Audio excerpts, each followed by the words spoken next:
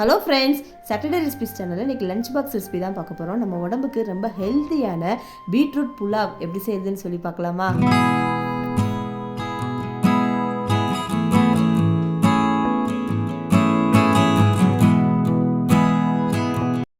Beetroot pulao செய்கிறதுக்கு 1 cup basmati ரைஸை ஊற வச்சுக்கோங்க. நல்லா அரிசி முங்குற அளவுக்கு தண்ணி ஊற்றி ஒரு 1/2 மணி நேரம் ஊறட்டும்.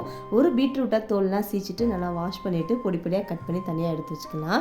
1/2 கப் பச்சை பட்டாணி நைட்டே ஊற வச்சு எடுத்து வச்சுக்கோங்க.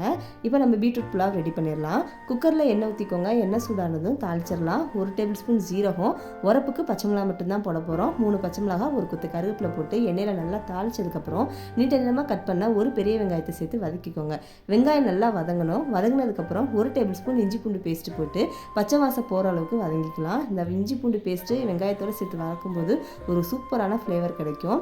இப்போ இது கூட நம்ம ஊற வச்சிருக்கிற பச்சை பட்டாணி 1/2 கப்பு, 1 கப் பீட்ரூட்டு, 1 கை மல்லி, 1 கை புதினா போட்டுக்கோங்க. ரெசிபிக்கு தேவையான அளவுக்கு உப்பு சேர்த்துக்கலாம். சேர்த்துட்டு இதை நல்லா எண்ணெயில் வதக்கிக்கோங்க.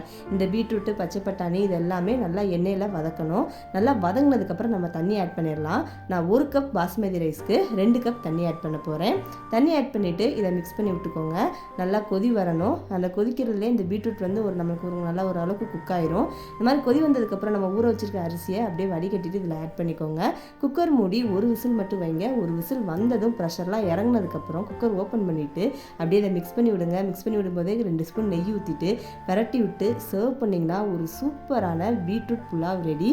லஞ்ச் பாக்ஸுக்கு ஒரு 1/2 அன் ஹவரில் ரெடி பண்ணிடலாம். எல்லோரும் ரொம்பவே விரும்பி சாப்பிடுவாங்க. பீட்ரூட் பொரியல் பிடிக்காதுன்னு சொல்கிறவங்களுக்கு இந்த மாதிரி புலாவ் செஞ்சு கொடுங்க. ஹீமோக்ளோபின் கம்மியாக இருக்கிறவங்க டெய்லி 1 கப் பீட்ரூட் ஜூஸ் இல்லைனா பீட்ரூட் பொரியல் இந்த மாதிரி ஏதாவது சாப்பிட்டிங்கன்னா ஹீமோக்ளோபின் கவுண்ட் நல்லாவே இன்க்ரீஸ் ஆகும். நீங்களும் இந்த பீட்ரூட் புலாவ் ரெசிபி ட்ரை பண்ணிவிட்டு எப்படி இருந்துச்சு எனக்கு கமெண்ட் பண்ணுங்கள். அப்படியே நம்மளோட சாட்டர்டே ரெசிபிஸ் சேனலையும் சப்ஸ்கிரைப் பண்ணிடுங்க.